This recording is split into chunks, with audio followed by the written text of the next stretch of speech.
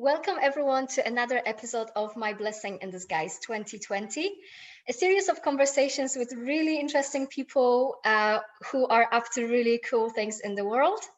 And in this program, we reflect about everything that happened in our lives and businesses this year, what we learned, what we gained, what we are taking with us moving forward to the next year, and anything we would like to share with others as a piece of wisdom or advice.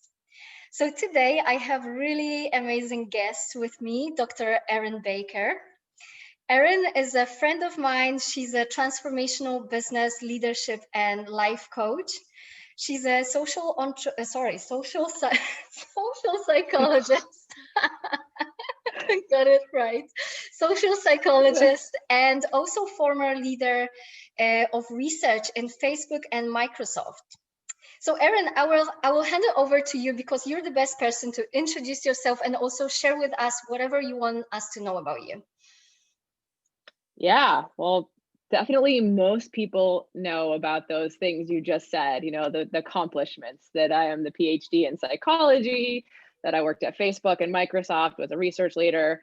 Part of my claim to fame at Facebook was that I was part of the team that launched Facebook Stories to 2 billion people back in 2017. And that now I'm coaching and working with mission-driven business leaders. But what most people don't know about me is that I am someone who has always wanted to have an impact on the world, but never liked doing it at scale. And so working with 2 billion people was actually quite overwhelming. And so I have, in the last year, and I'm glad we're talking about this on your show, really gotten clear on that impact to me is one person at a time. And that what people don't know about me is that I am someone who really, really wants to have an impact, but doesn't also want to sacrifice the life I have. And so I'm playing with this idea, and this we've talked before about right? I love the word and. So I am making a big impact on the world. I'm working with clients who are having a big impact on the world. So there's this ripple of impact, ROI. But that I am also creating an incredible life that is sustainable and balanced and fun for me, and that comes first. That's so amazing. It sounds like that's the most important thing for you right now. Yes. Impact and balance. Yeah, and it's been, I'm gonna move my water over here. It's been because a few years ago, my mom got really sick, and I've told this story in a lot of different shows. My mom got sick very suddenly, and my dad passed away several years ago, and it was a wake-up call for me that I was at the time working at Facebook. We were about to launch Stories to the world, and it just recalibrated to me to what am I doing? Why am I here?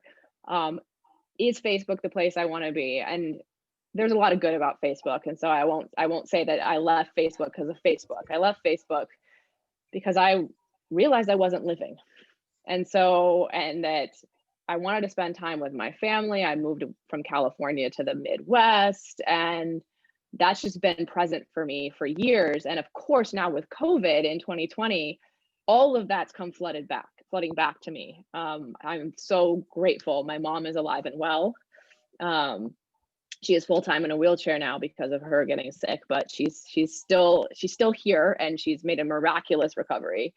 Nobody in my family has had COVID, but this time has just brought that back to me, which is how often we put our careers and our professional lives first, and they're meant to be part of an overall well-rounded life. And we have these messages in society that the only way to be a person who does good is to sacrifice yourself. And so I want to rewrite that story, right? And I think about like RBG, right? Ruth Bader Ginsburg was an incredible human, but we hear all the time about she burned the midnight oil, and she took care of her kids, and she was doing so much other than what she did.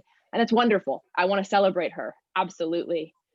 But when that's the message we get, is that that our heroes had to sacrifice themselves for their hero, do their impact. What if there's another way? Mm, that's really powerful. That's really powerful. And I love that, you had this wake up call and you actually started changing your life, because there are so many people who just like maybe feel it some deep down. We feel that that's not the way, but we just continue because that's the way to go in the Western world, right? Absolutely. And it took me months, and it took me 6 months to leave Facebook, another year to leave the corporate world, because you talk about the Western world, I was on a path, right? I was leading a team at Facebook. And then when I went to Microsoft, I was leading a team and immediately got promoted to leading a bigger team, promoted in title, not in actual, but anyway. And so and my boss at Microsoft was talking about, well, how do we groom you to eventually be a C-suite leader? And so I had this path of success that was the conventional success right in front of me. And of course that's alluring, right? It fills all your holes around, am I enough? Am I worthy? Am I capable? When someone's telling you that this is what they want for you. And it's the financial security and the paycheck security, not just financial, like overall numbers, but knowing you're having a paycheck every month. There's just so much that staying where I was alluring. And so for me to make that leap really meant that there was something that was just absolutely coming from here, not from here, right? From deep down. This is where I press on my sternum when I'm talking about my soul, drawing me away and saying, no, this is not the right way. You will regret things if you don't make a change now. Mm. So you left the corporate world and you became a coach. Was it 2018? Am I right to say? Yep. So Yep. So how was this transition for you, and has that hole been filled straight away, or did you actually have to do a little bit of work on it when you became a coach? I have done so much work on myself. That's something I really believe. So we were talking earlier before we started recording around how you can go fix the apps on your computer, but really what you want to do, right, is work on the operating system, and all the apps will take care of themselves. Mm-hmm. And that's what I have done for the last couple of years, is really worked on myself. And so much so that I've come to believe that that's the path for a lot of us who are building businesses. And so the transition to a new business was in some ways a challenge, right? I was leaving the corporate world where I had a clear cut, here's where you go, this is the path, right? To now you create your own path. And there are billions of ways to build a business, so you get to choose. And in some ways that was daunting and challenging, and involved, at the outset, me doing a lot of things I was really uncomfortable with to build the business.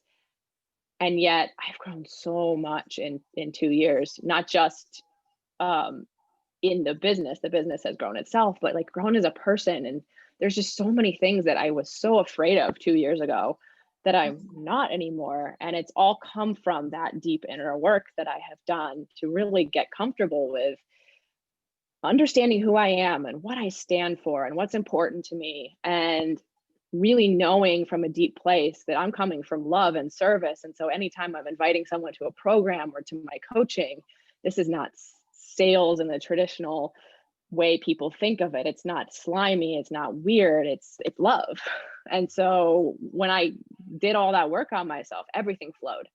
Mm-hmm. And that doesn't mean that my business isn't challenging. I mean, it's the right kind of challenging. Everything you do in life has challenge. There is no job, no business that's just a walk in the park. It's about choosing those challenges that you're willing to struggle for. And I can't imagine doing anything other than coaching. Watching people do the work I've done, watching them get in touch with what's important to them, whether that's the person who's decided to be a stay-at-home mom because that's actually what's important to her right now, or the person who's out there trying to save the planet from climate change, right? Once they get in touch with that, and then seeing them go out there and be bold and courageous and make change, there's nothing better than that. And like, I know just over my lifetime that there's just going to be this ripple of, I help the person in front of me, who then helps the person in front of them, who helps the person in front of them. So satisfying. It is. Oh gosh, like, you know, when you share this, something comes up for me. I can't remember the exact quote, and I really can't remember whose quote it is, but it's one of my favorite ones. It's something about like finding that thing that really lights you up and makes you feel alive. And then that creates this ripple effect, like that literally changes the world, you know? So instead of trying to change the world, just finding this thing that makes you come alive, and then that changes the world. And it seems like, you know, when you help people do that, then it just spreads like a ripple, right? Absolutely. And I just yesterday launched a new website for myself, and the tagline is "Be more you, do more good." And the idea is that the more you can be you, get in touch with you, get in touch with what you care about, but also live authentically and as yourself, the more good you're going to do in the world. Because there's just this level of, I hate the word fearless, because we're never fearless, but there's just this level of willingness to do things that you wouldn't be normally willing to do when you're so comfortable in who you are and what you stand for, and you're willing to just like do what makes you happy. And so I really do believe if you serve you first, you find you first. I don't think find, I think discover more who you are first. It just naturally flows into this good you do in the world. And it's infectious too, right? Yeah. And so I just have this like imagination, like, what if the world was full of people who are just so secure within themselves and so in love with themselves that gave them the fortitude to go out and do the things to make this world a better place. Yeah. Like if everybody did that, what would happen? Yeah. Gosh, I'm so inspired already. Yes. It's a wonderful thing to imagine.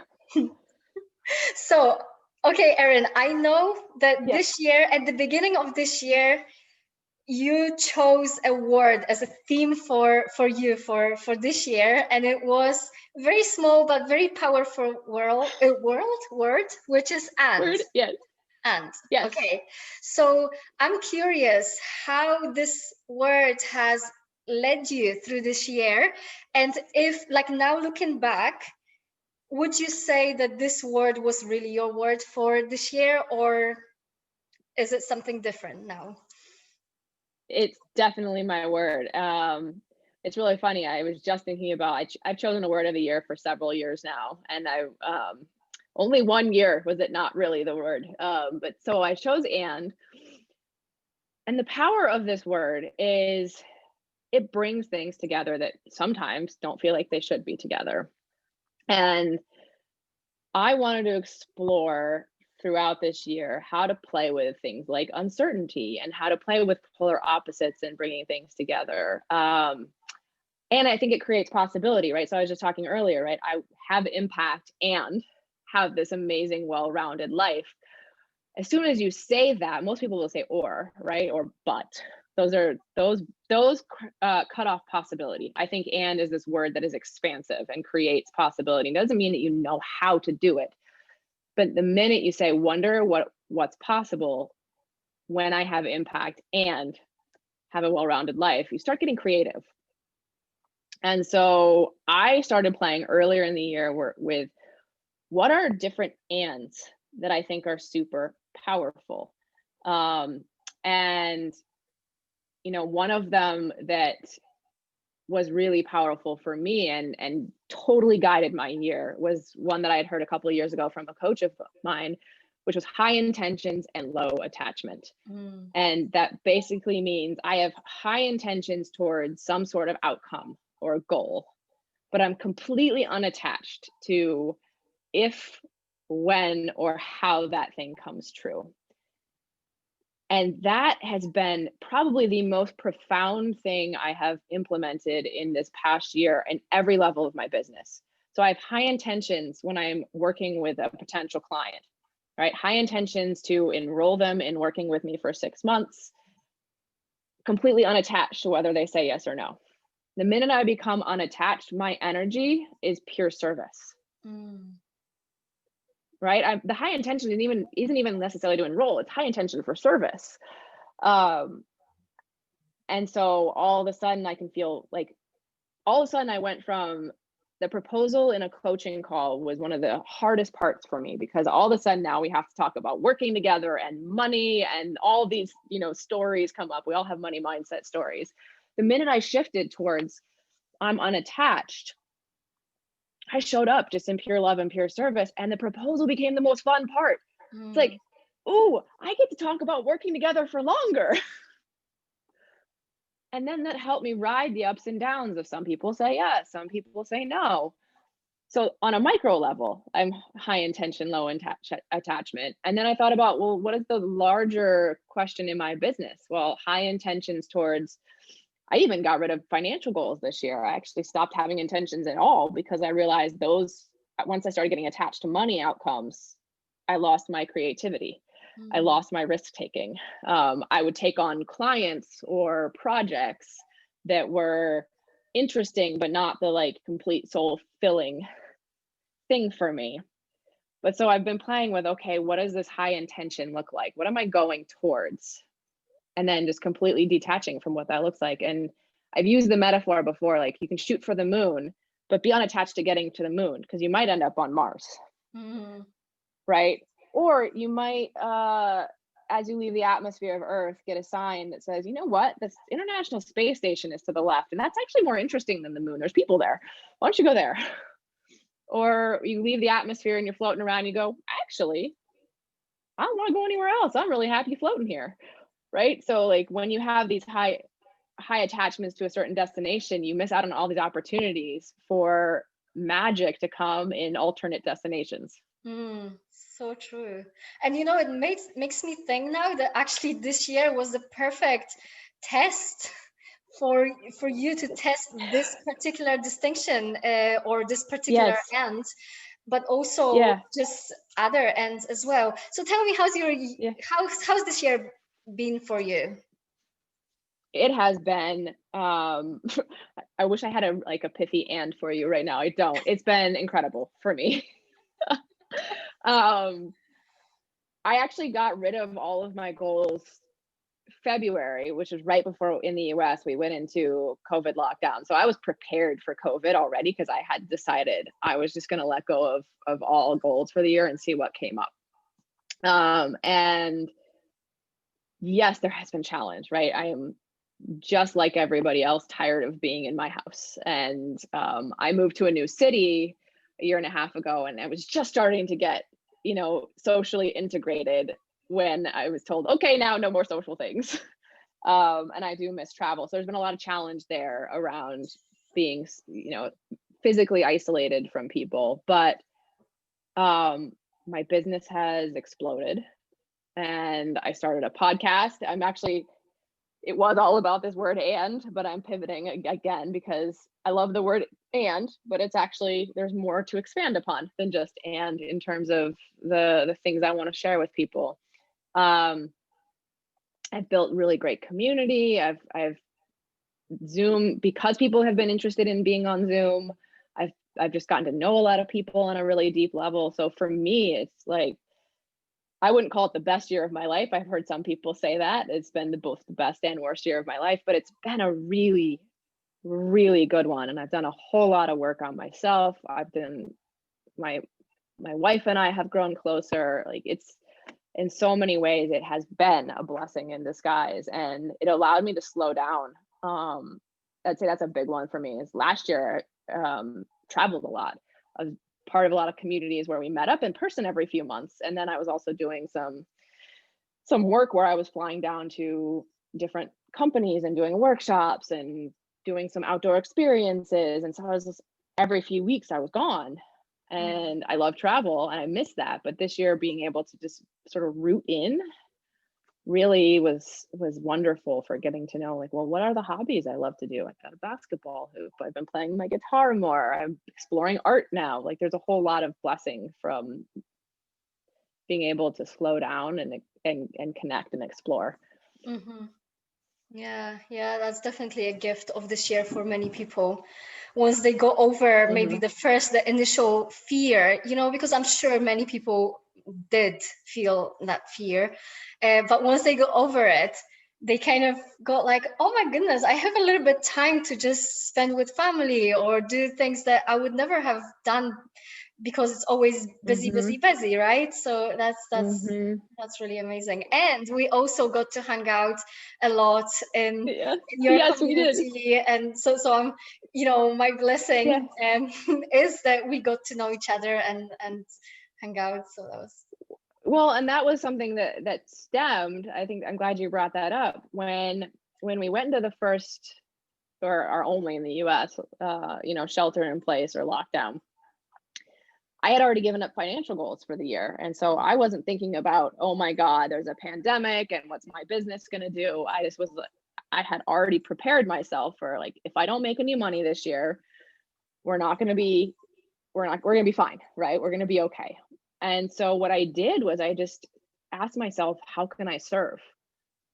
And so I started doing lives on Facebook. I started in my Facebook community doing these weekly meetups.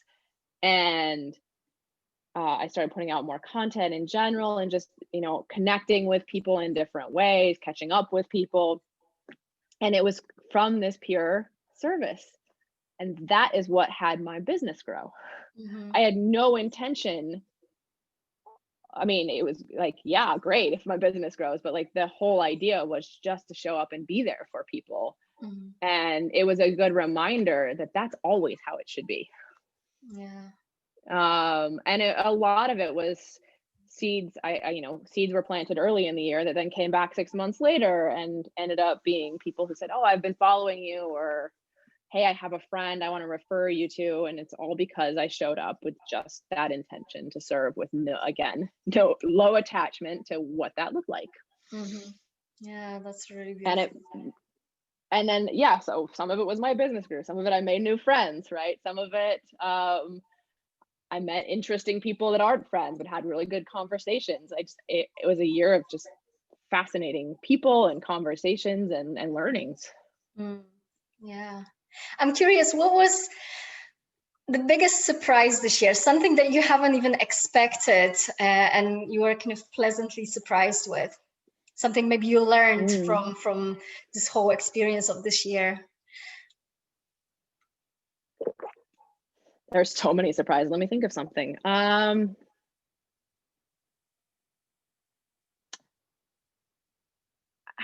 want to say the biggest surprise for me was how much. So I got a basketball hoop in like September, I think. And the biggest surprise for me is I wouldn't have let myself in the past spend the money on a basketball hoop. It's not that expensive, but it was expensive enough. And the biggest surprise for me was how much I used to play basketball when I was a kid. Like, that was my thing. I was walking around with a basketball hoop my whole childhood, and I hadn't played in years. And I was so surprised at how good it felt to reconnect with something from my childhood and literally have no goals around it. Like, I don't necessarily want to go play in a league when things, get rolling again. I literally go out there and mess around, and I try out things. I try fun shots. I work on different techniques for no reason at all. And the surprise was how joyful and fun that is. And then where else in my life could I have that exact same attitude? Where this is joyful and fun, and I don't have any ulterior motive other than to just play. So cool. Do you feel like it gets you into the flow? Like that's your kind of thing, to get into the flow, and you then bring it onto your other things like your work? Yeah, I have actually done that. And I was a couple of months ago feeling really creatively stuck. It was right around the US election. So there's just like this collective anxiety happening. And it was nice weather pretty late into fall here. So I went out every day, multiple times a day, And in the past, when I was creatively stuck, long before I did my inner work, I would be pretty panicked when I couldn't figure out a next step, because I had this whole limiting thing around, like, if I don't have the answer right now, it's never coming. Right. And I knew, having done the inner work, that I needed to actually not think. Like, the worst thing I could do when I was creatively stuck was think about the problem. Love it. Right. So I would just go out and play basketball and have fun. And I just, at some point, like, I was shooting a hoop and an idea came to me and I went, great. And then my normal tendency would go work on it, go write it down. And I went, nope, keep playing. It's not going anywhere. And so I've now started using that as part of my understanding of, really, that's, like, some people meditate. I also do meditate sometimes, but that's like my meditation, where I go out and I use it to completely get out of my head. Yeah, I love it. Yeah, meditation. I found out. I learned that meditation is not an activity. It's like state of mind, right? So whatever gets you Yes, there, right? absolutely. And now, yeah, and it's a place of creativity out there naturally, because I'm figuring out, well, what shots do I want to practice today, or what technique do I want to practice? And um yeah, and it just started to remind me of, I'm someone who really practices my coaching craft too, and how can I make that more fun and take that less seriously and mess around more. And um there's just so many learnings and metaphors that just keep coming from it, and I keep thinking about how do I bring even more of that into 2021. So one of the things, I know we were going to talk about this, one of the things I'm taking into 2021 is this idea of, what if everything I do is play? That doesn't mean that serious times, right? Because there's definitely, when I work with clients, we can go into some really deep stuff. But what if that's all coming from a place of just pure joy, to be in that moment, to be with that person? And what if everything I do just feels like the same level of fun and high and joy that I get going outside and playing basketball? Oh gosh, that's so beautiful, Erin. And I think there is this fear when people think about business, they think like, I need to be all serious. And then the moment it doesn't feel like hard work, I'm just not doing things right. And I think that's where we get it wrong in the Western world, right? Yes, Because absolutely. when we're doing something that we really love, it can be fun and it can produce amazing results, right?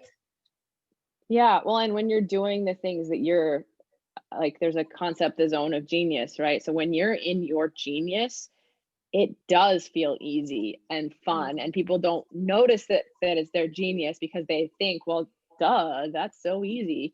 But I've said to a lot of people, if you left a 9 to 5 job to create a business and you're miserable in your business, you might as well, and it's going to sound crass, but might as well have been miserable in the 9 to 5 job. So many people leave their 9 to 5 job to be happier, and then they create their own shackles.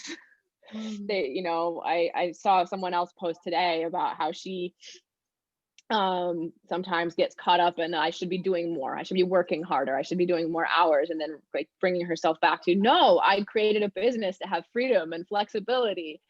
And I think the same thing goes for, we get all lost in our shoulds of how to build a business, right? Oh, I should be doing this type of marketing, or I should be doing this, or working with this type of client or customer, or blah blah blah. And what that ends up doing is draining you and making you resent your business. And so I want to flip that for everybody, and especially the people who work with me. It's like, we start with, how do we delight you first? How do you create something that lights you up every day, all day long? And trusting, and that takes some time and experimentation and actually seeing it happen in the world, but trusting that the things that delight you are actually going to fill needs for other people. Yeah, that's really important. And since you touched on like what you're kind of taken with you to 2021? Do you already have any sort of idea or definition what it would look like to create things that are fun for you, or is this at this point, is it just an intention kind of idea for you? No, it's actually not it's definitely very concrete. Well, not very concrete. It's I'm doing a little more planning this year than I did last year. But one of the things, so you talk about word of the year, my word, I'm gonna have two different words, but my main word that's related more to the business side of things is connect. I discovered a couple months ago that all of my clients they have these really interesting overlaps in interests and what they do. And I thought, wow, I really need to connect person A with person B. And then I thought, wait, what if I just connected all of my clients? And then part of me also has been really wanting to create more community. That's been a huge thing for me. That feels fun and playful for me. So I'm creating a paid membership community where my clients get to be connected with each other, and some people get to come play with me on top of that. I'm creating a leadership mastermind where I'm connecting people and helping them connect with their audiences, with their communities. So the higher level is it's got to be play, but one of the things that will feel like play is connection. And so I am right now, I'll play with some other things throughout the year, but when I can focus on the thing that feels most fun for me right now is connection. Now I have all these ideas going. And so I've got programs set up for now, and we'll see where it takes me. Oh. And right now my one-on-one practice is full, and that helps me get grounded in anyone who comes my way who's interested in working with me. I have a 3-ish month wait list. It's got to be for both of us. So like, this is it. This is an incredible connection that we have, and we want to work together. And so that also is a helpful framing for making sure I don't just get caught up in, oh yeah, well, this is not actually what I do with people. We're talking about, some things that I don't love doing with clients anymore, but I've taken those types of people on in the past. Now I have much more grounding in, no, that's not fun for me. That's so cool. You know what? Like, it just made me think, is like, you just said your one-on-one practice is full, and you've got a waiting list, right? To work with you. So it's almost like you're creating this waiting room for people to play, where you get to serve them. And yes, those who come out of your programs or who are right now in your programs, just to kind of meet all together and just get the experience of you in one way or the other. That's really beautiful. Yeah, and I think that's something that you talk about the waiting room. I had a concept like that planned out, but now that you're saying it, I'm like, oh wait, the waiting room is the shift starter sandbox. They'll come in, they'll meet my other clients, they'll get to play, and I get so lit up thinking about what's possible when I connect these people with each other, right? One of the things that is so stark from my world that we're working in corporate is I had a team, right? I had peers. And even as I moved up in leadership, I was less and less peers at my level, fewer and fewer peers there, but I still had like people to brainstorm and talk with. And moving into my own coaching business, one of the challenges was, well, it's just me. And sometimes it can be like, well, I'm creatively stuck. What am I going to do? Like, go play basketball. Sometimes I need people to talk to. And now thinking about being able to do that for my clients and creating this network for them of, hey, I'm stuck on something. I can go into this Facebook community, or I can go into a coaching call on Zoom, and I can get unstuck with these pretty badass people who have different ideas and perspectives, and the collective wisdom and collective knowledge and collective creativity is just the potential of that. You can tell, like, my energy is going, it's so exciting. That's amazing how excited you are for it. Oh, I'm excited for you. Yeah. That sounds amazing, Erin. I'm curious. And we'll see. Go ahead. No, please go ahead. I said, I'm excited to see how this year unfolds. What 2020 taught me is to trust in the unfolding. And I read the book, The Surrender Experiment. in February before COVID hit. I'm one of those people who actually didn't really love the surrender experiment completely. But there's some principles around, you know, we don't have control over everything. And 2020 absolutely highlighted that. And so I used to be on the other side of social psychologists love goals. Like we just love being able to help people with their goals. And so I was over rotated towards these, you know, planning and knowing what my goals are. This past year was like really, really surrendering to just letting things emerge. And this year it's like more of a sweet spot of, I have some intentions, I have some things planned loosely. And I know things are going to unfold, and I'm just excited to see how that looks. Gosh, I can't wait to see what's going to come out of it. Yeah, and I'm confident more so than ever that I can shift with the world. That's like 2020 has definitely taught me that, and taught me about all of us, is that we get all worried about these shoes dropping out, you know, from under us or whatever. It's probably mixed metaphor there. But when push comes to shove, we're all resilient in some way, shape, or form. And we all move with the world. We all shift. We all find ways to shift. And so now it's much more exciting to watch the world evolve and be able to know I can flexibly move within it rather than be rigidly stuck in, this is what I'm going to do in 2021. Gosh darn it. Actually, that's a perfect kind of segue to one question I wanted to ask you. What do you feel like apart from losing goals, because you dropped it like at the beginning of the year anyway, what do you feel like you dropped or you lost this year because of the pandemic that you actually don't regret losing, that you kind of think like, that was amazing that I lost it? Yeah. I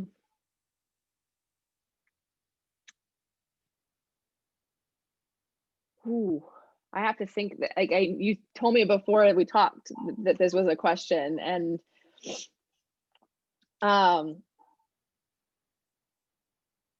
the thing that's coming to me is I lost all travel, right? And I actually really love to travel, but what I lost was that should. Right? That I should be doing all the, like, I lost the in-person connection with one of my communities, but that was a 4 time a year travel, and we didn't. And I'm actually really glad that I didn't have to travel 4 times this year, on top of the other things, because when I'm traveling every so often for work, then it makes traveling for fun all the more stressful in some ways, because like, oh, I'm never home. So one thing that's been really a blessing for me is part of the reason we moved back to Michigan is that my family has a house on a lake that we've had since I was very, very young. And part of the reason to come back to Michigan was to be able to spend time at that lake and spend time with my mother while she's there in the summertime. Well, my mom's not there 9 months or 8 months of the year, and the house was just sitting. Last year I was traveling so much that I wouldn't have even imagined taking a weekend up there, because why would I come home from traveling and then leave again? And so this year we didn't go up in December, but we've been up for weekends or weeks every week. Even after I actually didn't see my parents very much this year because of COVID.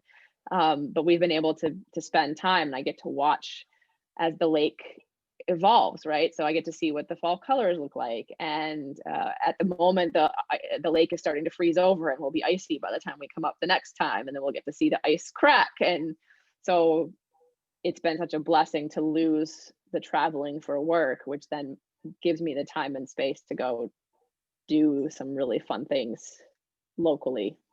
Oh, that's so cool. Yeah, I feel like we never lose something that doesn't get replaced with something else, right? And that's awesome that it gets replaced with something good.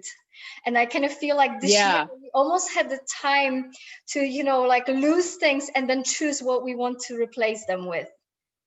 right? Like, I Yes. think we've been Yes. all more deliberate with like what we want in our lives and what we don't want, or what we don't need anymore, maybe, or for now at least.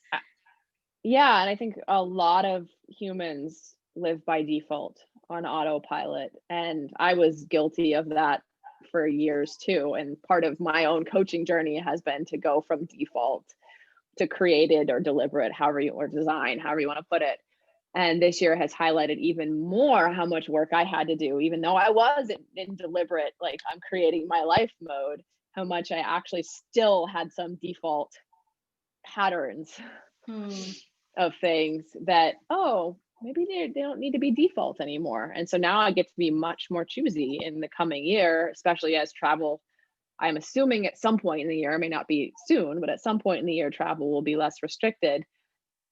Now it'll be a choice of how do I reintegrate that, and what choices do I make around being physically in person for things, and do I do work that's in person? Like, will I take on a workshop at a startup? Probably not. Even if it pays really well, you know, I'm not going to take something on that is an extra bit of travel that I don't need to do, unless it's something super duper duper duper fun. Yeah. So now you're like, I know what I want and I'm gonna choose wisely. Beautiful. My last question to you, Erin, is what's the one piece of advice or wisdom that you would like to share with everyone who's watching? I think it's that play with this idea of high intention and low attachment. It's this idea that you're still in motion, you're still moving forward, you're taking action, you're not just waiting for the world to come to you. But you get to have this curiosity and creativity around, as you move forward, being able to move and sway and pivot and get curious. And maybe the original goal wasn't the most fun thing.